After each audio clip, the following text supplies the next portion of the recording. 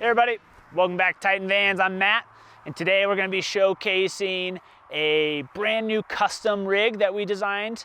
This chassis is a Sprinter 170 extended 4x4. So this is the big dog, the ultimate, biggest, baddest van you can get straight from Mercedes. So we're pretty excited to have the opportunity to do a custom design in this thing, and we're really excited for you guys to check it out. So right off the bat, you can see on the front end here, we beefed up the nose, made it a little bit more aggressive by putting on the Aluminess front bumper. This is a aluminum bumper, so not steel, so the weight is not a major issue here, but it does give it a little bit more of an aggressive look on the front end.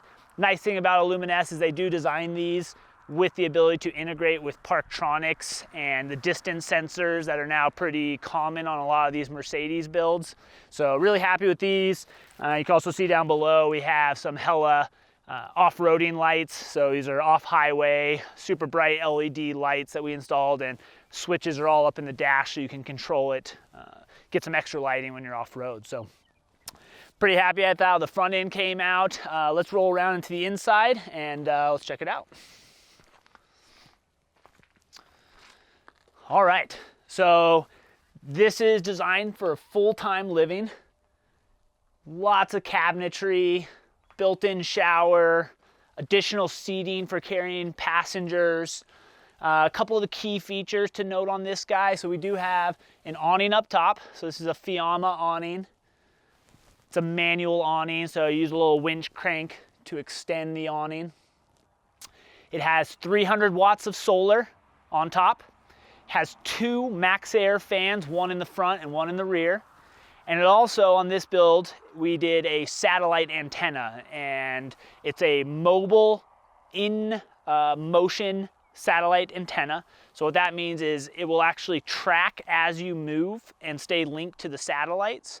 And as soon as you park and you turn power onto it, it actually rotates to be able to orient itself to wherever you've parked to make sure that it gets a link on those satellites.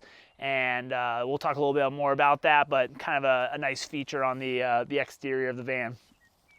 Inside, we have a Evo 55. So again, the big dog of the Webasto heaters, has 5.5 kilowatts of heating power. So ample heating for this size van. And with the design, as you'll see, a lot of the heat is focused in the main cabin area because we have a completely separate a garage area underneath the bed. So let's jump in. We'll start talking some specifics and details, and yeah. So first thing here, we have a two-person bench seat fold away. This is kind of a nice design. So we wanted the ability to carry additional passengers, but we didn't want a seat that would be taking up a whole lot of room when not in use. So if it's just going to be a single person or two people, we wanted the ability to get this seat up out of the way. So we installed this. This is by FMS. It's a 325 fold-away seat, two-person. It is DOT approved. Has the 3-point harnesses, so shoulder lap belts. Comes with a simple little armrest. And to operate it, simply press in on the yellow knob all the way in. The backrest folds down here, flat, and then the entire assembly folds up against the wall. Release, and it's locked in place. It's got a nice little linear actuator on it here, so it helps with the lifting and lowering so it doesn't go slamming in either direction. And then to reverse, simply press on the lever all the way down. Again, nice and soft, and up, and there you go. Really quick ability to switch it back and forth, so when you have extra passengers, have that ability to at least carry them safely, legally, and then get it up out of the way to get some more floor space back when not in use. You'll notice some charging ports up here in the front. So we have 120 volt, which comes directly from our inverter, and a couple of USB ports for charging phones and the sorts. Overhead, it's a nice little overhead cabinet here. Pretty simple little design. Did do an under cab light underneath, which touch button. Turn it off and on to give some nice light for these two passengers back here. installed some little attachment points up here for stringing across a clothesline or clipping shirts or kind of whatever you needed. But these are nice little quick release single puck mounts there, so they give you some nice strong attachments. You can detach them and get them out of the way if you don't need them, but kind of a nice little extra feature just to give them some more attachment points. Moving towards the back, we'll talk about the shower. So this shower here is 24 inches deep, 30 inches wide. It is powder coated sheet metal. On the inside here, you can see we got a little light on the inside as well up top. And this also has a red light function, so you can use it during the nighttime. Little sprayer assembly that can be pulled off. So we have a little sprayer holder, and it does have a quick disconnect fitting down here, so if you want to remove the entire assembly, you can get that out of the way. Quick clips on, and you have your pressure and temperature control knob here. We installed some L-track on the back wall, and again did some of these single puck mounts across the top for stringing clothes hangers, so you can hang up some wet equipment and let it drip dry right into the shower. So if you got skis or towels or anything like that, you can throw them up inside, let them drip dry on down. We did a cassette toilet down below. So this is a 5-gallon cassette toilet, easily removable. So it just has this little pin in the front, and then the entire assembly just lifts right out. So if you want to get it out of the way to take a shower and not have the toilet in there, you can. It can get wet. It's not a big deal. Kind of consider this more of like a wet bath. So, but switching it back and forth is pretty fast and easy. That's locked in, and you can see down below we installed a teak flooring, wood flooring down here in the bottom. Kind of make it feel a little bit warmer rather than standing on some cold metal down there. I think it warms up the shower stall quite a bit and gives it a nice clean finish. Another little tweak we made to this shower is we actually installed some aircraft latches on this guy. So these are some really nice high-grade aircraft latches that keeps everything nice and secure. So there's just like a little push button, but they actually have a 250-pound pull force on each one of these latches. So kind of nice. We wanted to make sure this door stayed nice and secure while going down the road, and so one little push and that locks it in. Moving on back, some additional overhead cabinetry, very similar to that one up front. So lots and lots of storage in this van. It's the Mac Daddy, the big boy. So we decked it out with lots of functional cabinetry to make sure our client was going to have ample space for all their stuff. You can see some of our shelf cabinets here in the back on both driver and passenger side. And it might be a little bit hard to see. Well, maybe when we swing around to the back, you'll see a little bit better, but we have a small shelf back here as well for storing cell phones, glasses, books, kind of like a nice little nook just to toss stuff up in. We'll focus over here for a moment. So again, lots of functional cabinetry. Got a nice little pantry cab here with some adjustable shelving.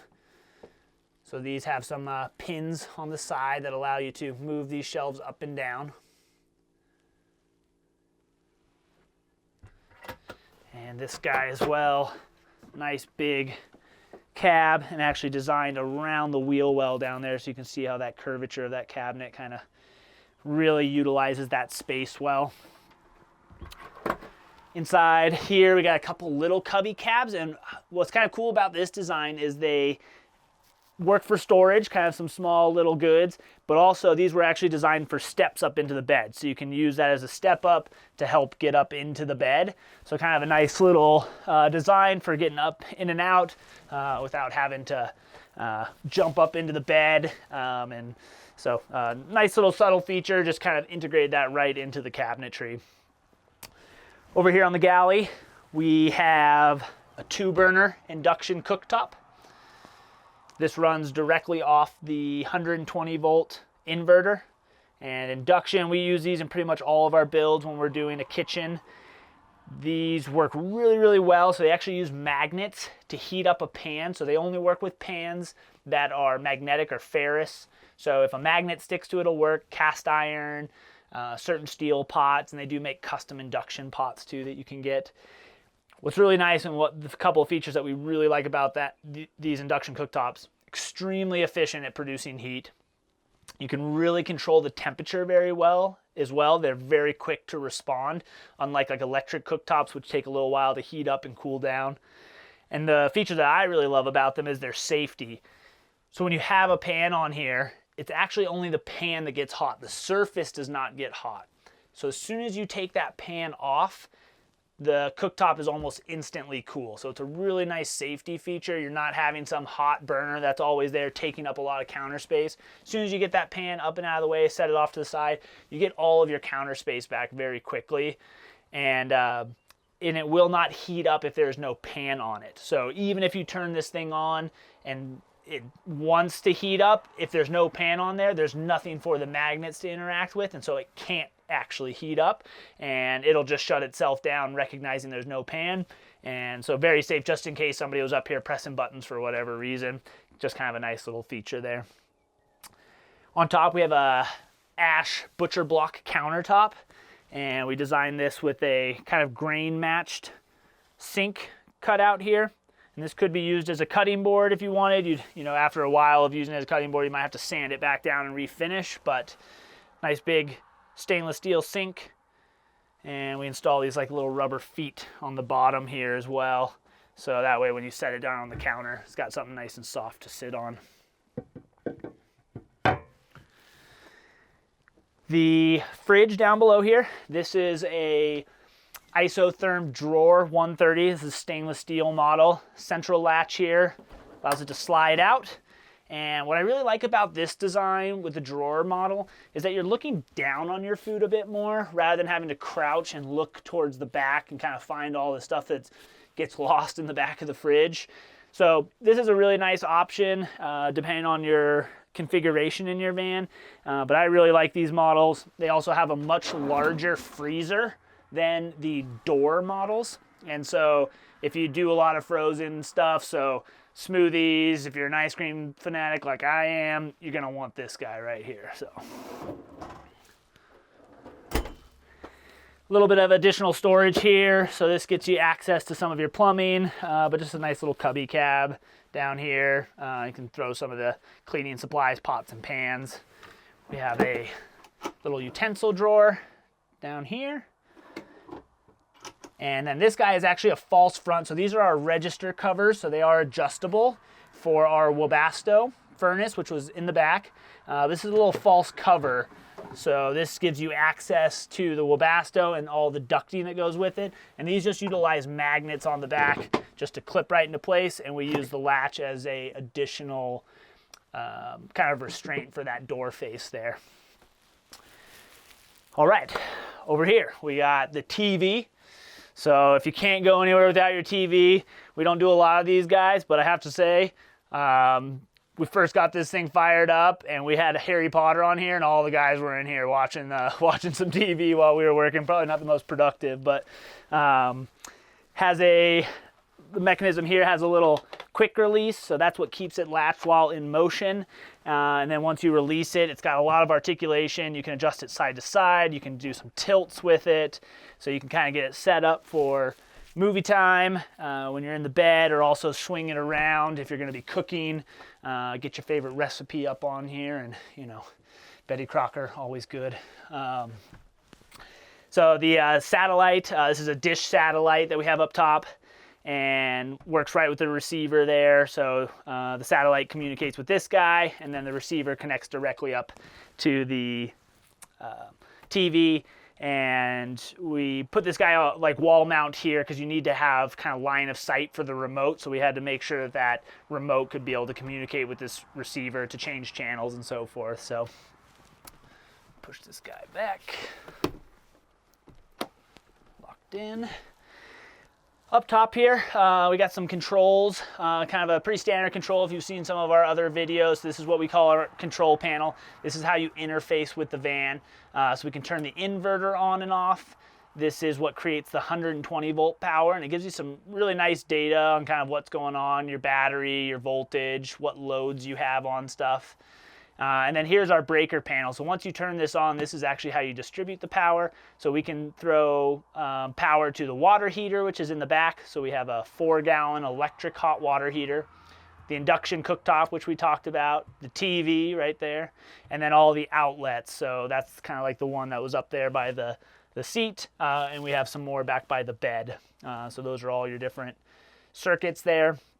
We have a Webasto control. We have our water pump. So to pressurize both our faucet and our shower, you have to turn the water pump on. And then another nice feature that we built into this van is some heating pads. So we actually installed electric heating pads on both the freshwater tank and on the gray water tank. So in this van, we have 20 gallons of fresh water and 9 gallons of gray water, which is mounted up underneath the vehicle. Those heating pads will kick on when the temperature hits 40 degrees and don't kick off until around 65 or 70 degrees. So they're electric. You can turn them on and off here, but once you turn them on here, they're on a thermostat that's built into the pads. So then they will manage it by themselves. But if you don't want them on at all, kind of, whether it's summertime or, you just don't want to waste the power on it, you can go ahead and leave it off. Or if it's getting a little bit colder outside, you can turn that on. It's going to help with cold weather. Now, if you're in negative 20 degrees, there's not going to be a whole lot you can do for the gray water tank.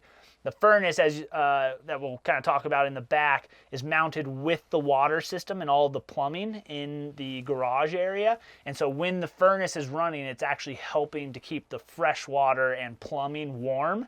But the gray water being under the vehicle, we didn't duct anything down there. And so, again, really cold temperatures, it'll struggle. But even around freezing temperatures, these heating pads will do a lot to keep that thing functioning for you. So. Last thing here is just a battery monitoring system, so we're able to monitor current, voltage, temperature, all of that stuff on the batteries. In this van, again, being the big boy, we went with the full-on battery system, so there's actually 600 amp hours of lithium-ion batteries in this thing. So you can be off the grid almost indefinitely, especially if you got a little bit of sun going. It's going to help to recharge that battery bank, and that 600 amp hours will get you through a lot of rainy days with plenty of power and keep that TV fired up. So last little thing here, just a remote for the fan. So we have the fans in both the back and the front there. The bed, got the big boy on here. This is almost a king size bed. I want to say it's around 78, 79 inches long and 73 inches wide roughly. So in the bump out, so not continuously, but in these bump out areas, we got about 73 inches. So big bed, really comfortable. Nice feature that we do, we actually designed these mattresses with a 3-part foam. So we have a pillow top, a mid-density, and then a more firm layer at the bottom. So depending on your comfort, if you like something a little softer, a little harder, all you gotta do is flip the mattress over and you can kind of find which one you prefer. But it's nice that it's kind of just built into the mattress the way that we designed them. So last couple of things to mention, we got the windows in the back. So these are awning style windows. So they have little crank levers on them and bug screens on all of our windows that we install. So as you crank those open, they actually tilt out like this, so they don't slide at all, they tilt out. And what's nice about that design is that it actually allows the rain to shed right off of the window, so you can have these open during the rain. With a slider window, if it starts raining, you're getting water in and you got to close that thing up so you can still maintain ventilation even when it's kind of more poor weather outside. So all right, just about ready to jump into the back of the van. Let's swing around. We'll show you the garage area. So.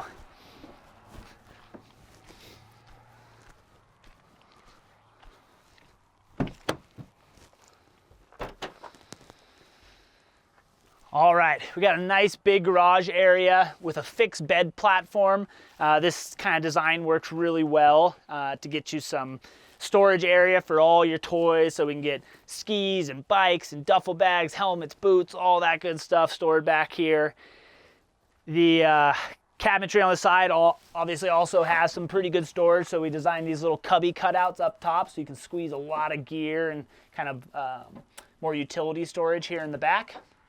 Have a nice little, another kind of like little pantry style, skinny cab back here. Gets some additional storage, again, adjustable shelving. Down here is actually our batteries. I can pop this thing off here so you can take a look. So again, we used magnets on this faceplate here. You can see there's our big boy, 600 amp hours of lithium ion batteries squeezed into that guy. Takes up about every square inch of that thing.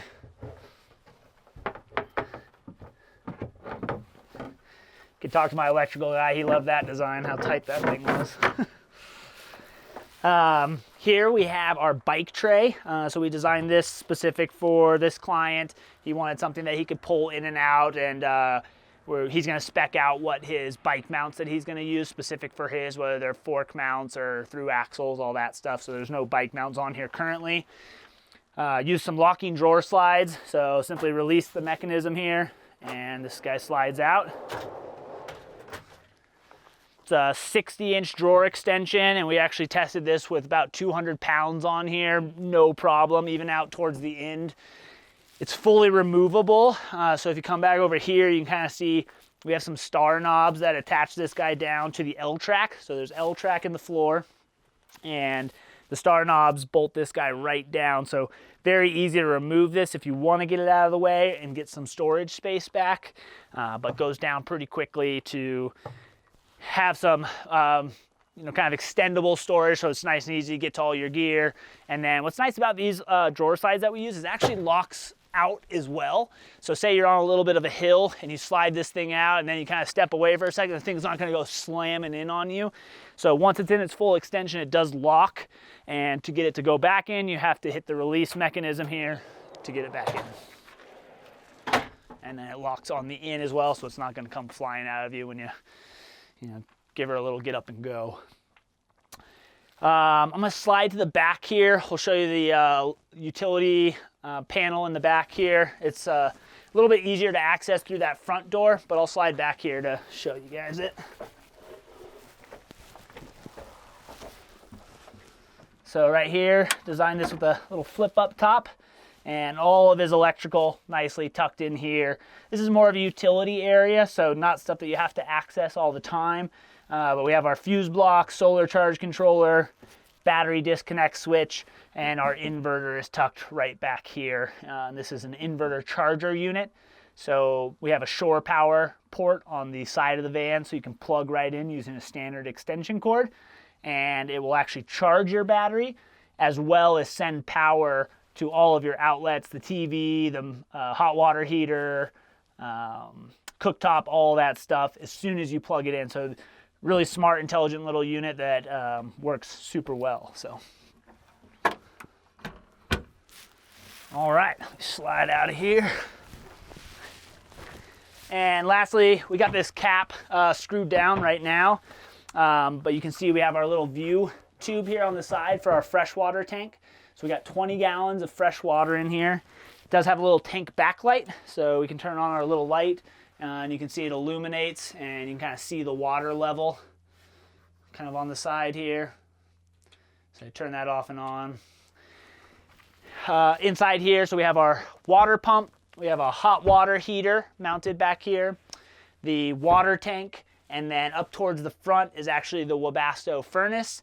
And again, we ducted some of that in directly into this cabinet here to help keep that entire water system warm.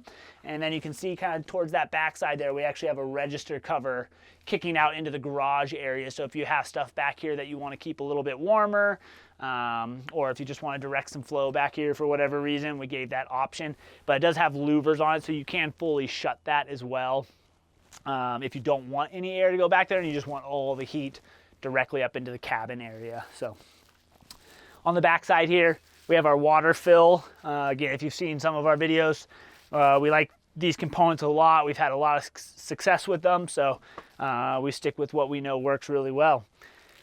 This is the water fill. It uses a simple garden hose fitting to fill up the tank. We have our spray down shower. So this comes out about 6 feet. Really nice stainless steel shower head. Our control valve, so this is the same setup that we have in the shower as well, and this controls both water pressure and temperature, hot and cold. And down here we have our water control valve, so this allows us to turn the water on, off, or we can actually drain the system directly from here, and the drain is directly out the bottom of the van. So yeah, that's the garage area. I guess last couple of things to note, these are just the awning components. So this is the crank to be able to open and close the awning. And then this little piece here is actually, because it's such a long awning, you can clip this guy in to actually help the fabric on the awning be a little bit convexed to allow the water to shed a little bit more. So that's those two guys that are clipped there.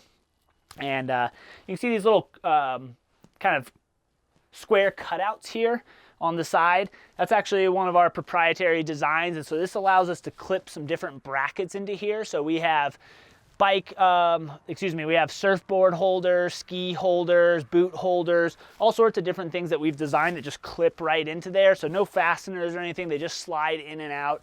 And that allows, if you do pull this bike tray out and you're throwing skis back here and stuff, it gives you a nice place to store those up and out of the way so they're not flying around on the ground, and frees up that space for some additional equipment. So that's pretty much it for the garage area. Again, this is a Sprinter 170 extended 4x4. So this is the big Mac Daddy van. We're pretty excited about this build. I think it came out really nice. And the client is super excited, so we're getting ready to deliver this van to them, and we know they're going to love it, and he's going to be spending a lot of time in it. If you guys have any questions about some of the products, details, how to get in touch, please subscribe to our YouTube channel. We got lots of good stuff coming out, and you can check us out online as well at titanvans.com. Hope you enjoyed the video. Stay tuned for more, and we'll see you next time.